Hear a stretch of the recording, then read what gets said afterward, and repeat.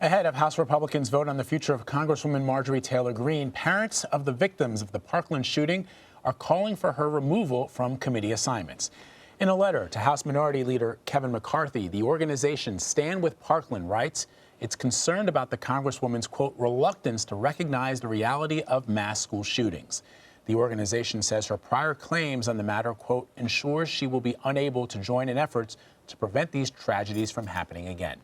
Tony Montalto is among those parents calling for action. He's the president of Stand with Parkland, the National Association of Families for Safe Schools, and he lost his 14-year-old daughter, Gina, in the Parkland shooting. Tony, thank you so much for spending some time with us again. And as always, we offer our sincere thoughts for your daughter and your family. But I want to know about your reaction and the reaction of some of the other parents to what Congresswoman Marjorie Taylor Greene has said, especially given the fact that she sits on the Education Committee. Well, Liz, first of all, thanks for having me on. As you saw from our letter that we sent to Minority Leader McCarthy, we believe that the comments by Congresswoman Greene will not allow her to be part of the solution that prevents these tragedies. That's something that our families realize needs to be worked on. Stand with Parkland, the National Association of Families for Safe Schools, has been working towards that goal. Clearly, the comments made by the Congresswoman are painful to our families. And I can promise you that it's been nearly 3 years since I last sent my daughter out the door to school. And it's also been nearly 3 years since I held her cold and lifeless body. I promise you that was not a staged event. So, Tony, I can see how raw this all is for you, and I can only imagine what it's like to hear people say that it was a false flag, it wasn't true, it was something that the government did. Just before I ask you the question, I want to ask you, has Stand with Parkland reached out to Congresswoman Greene directly? Has she responded to your group directly at all? The group has not reached out to her as a whole, but individual members have reached out and actually had telephone conversations with the Congresswoman, and I believe that is part of why she has changed her story somewhat. But it's painful that we had to reach out and explain that the tragic deaths of our children or our loved ones at school needs to be explained to people. Of course, you shouldn't be forced to sort of relive it over and over again as proof that it's real. Sources tell CBS News that Greene addressed lawmakers at a GOP conference yesterday. It was private, there wasn't media present, but we are told that she called the school shootings awful and that she apologized for her support in the past for QAnon conspiracy theories. I want to ask you, because her private comments to colleagues stand in stark contrast to her public ones. I don't know if you want to characterize what we believe she said as an apology, but acknowledging that she was wrong, is that enough for you? I'll say that the Congresswoman knew how to use social media to promote herself in the past. And if she has something that she needs to say to reconcile her previous statements, she should say it publicly. Yeah, because, Tony, we did a story earlier this week in which we referenced another parent who lost a child in this shooting in Parkland, Linda Beagle-Schulman, whose son, Scott, was a teacher, one of the 17 that was killed in the attack. And she says that Marjorie Taylor Greene reached out to her, or she reached out, they spoke, and that Taylor Greene admitted that the Parkland shooting was not a false flag, that she didn't believe that. But when Mrs. Schulman asked her to say that publicly, to say that on her Twitter feed, for example, to say that on video, she refused to do so. What does that tell you? Well, I would just characterize it as insincere. But, more importantly, I think in general, Stand with Parkland has worked with people on both sides of the aisle. We've met fantastic public servants who who really want to make a difference. So I think we just need to have truthfulness, honesty, compassion, and vigorous debate on different sides of arguments. But we need to have that compassion and kindness for one another, the things that many of us try to teach our children. I know that's what we taught our daughter, Gina. You know, Tony, we've talked to you several times, and I'm really glad you brought up what you just said, because what I've always really liked about you is you acknowledge that the one thing you want to never happen again is what happened at Parkland. And you recognize that people have different points of view as to how to go about that, how to make sure that that doesn't happen, and you're willing to accept those different points of view. You just want to get to the point where children do not have to worry about their safety in the classroom. That being said, you know, Kevin McCarthy came out after that meeting, and he sort of has characterized what is taking place as a partisan power grab, the demand that Congresswoman Greene be removed from her committees. Do you think there is something dangerous in the inability for some high-ranking Republicans to call Congresswoman Greene out on some of the things that she has said?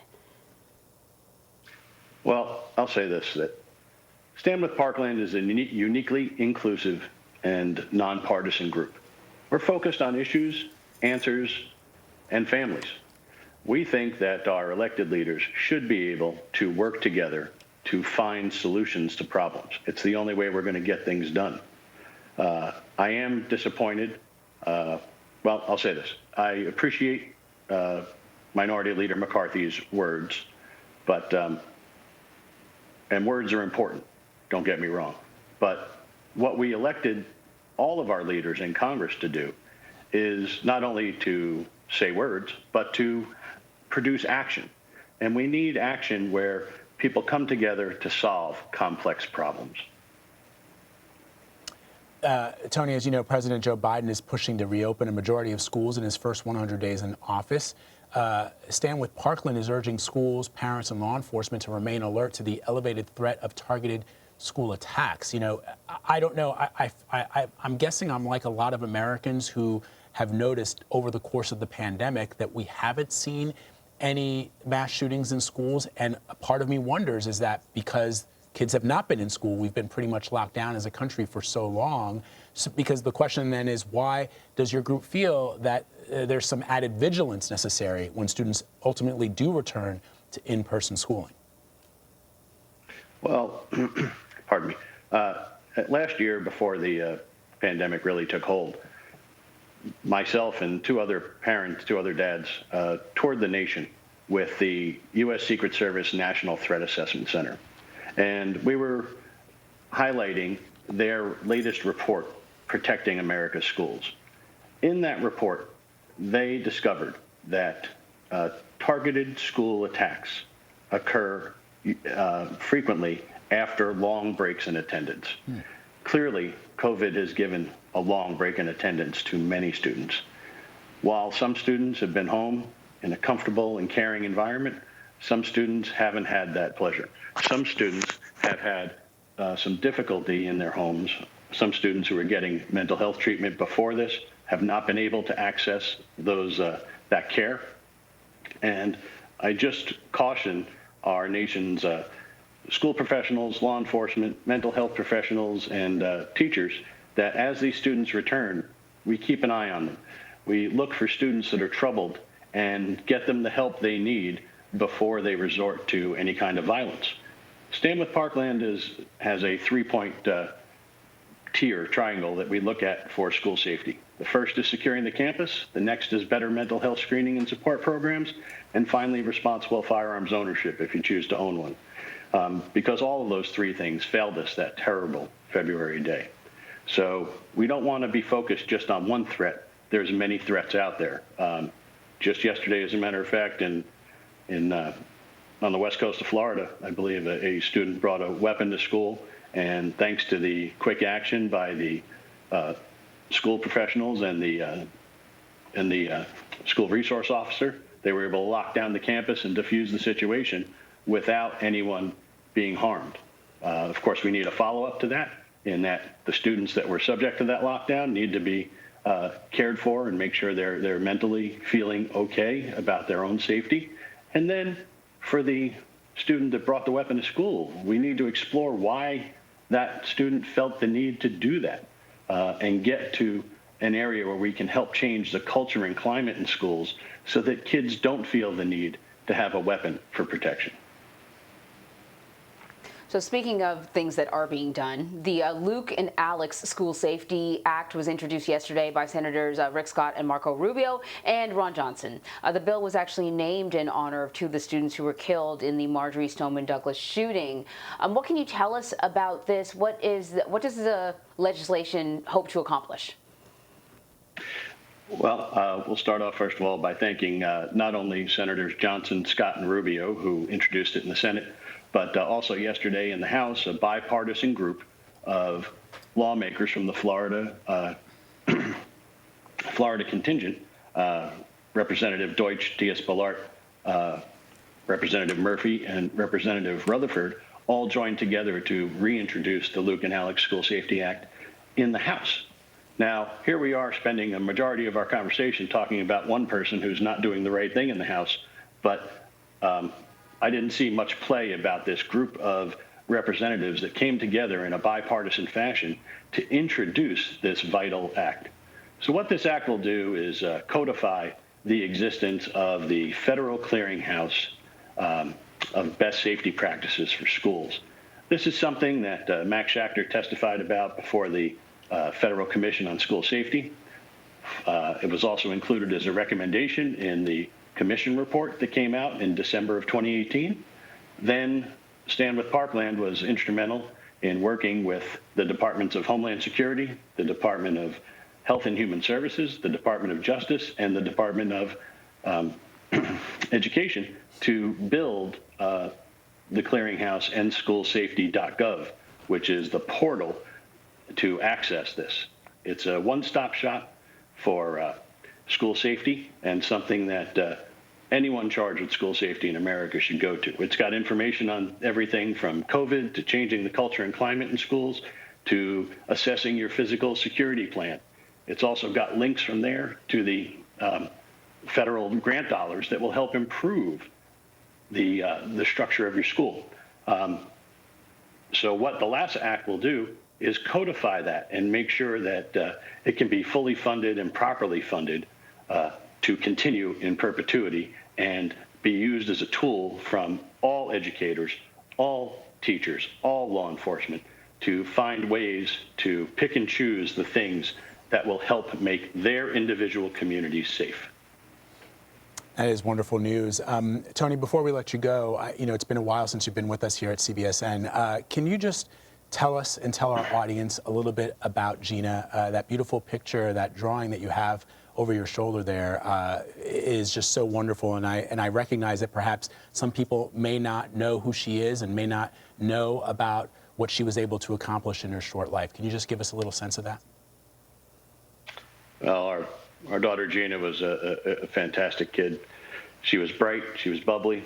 She was a volunteer at our local church. She illustrated for local magazines. She was a Girl Scout and a member of her school's color guard team. Gina believed in helping others. She acted as she volunteered for a group of kids with differing abilities. She always spread kindness, and she had a smile that would light up a room. And truly, the world is a poorer place for her not being here with us. Well, Tony Montalto, we stand with you. The way you have channeled your grief into making lasting change is so admirable. And, we love it when you come and talk to us and sort of remind us of the hard work that you are doing. Thank you so, as a parent with a child in school, I thank you so much for your hard work. Well, thank you. And please, everybody log on to standwithparkland.org to find more information about not only what we're doing, but what you can do to help ensure the safety of America's students and teachers at school. Standwithparkland.org. All right. Tony, thank you. Thank you. We'll be right back.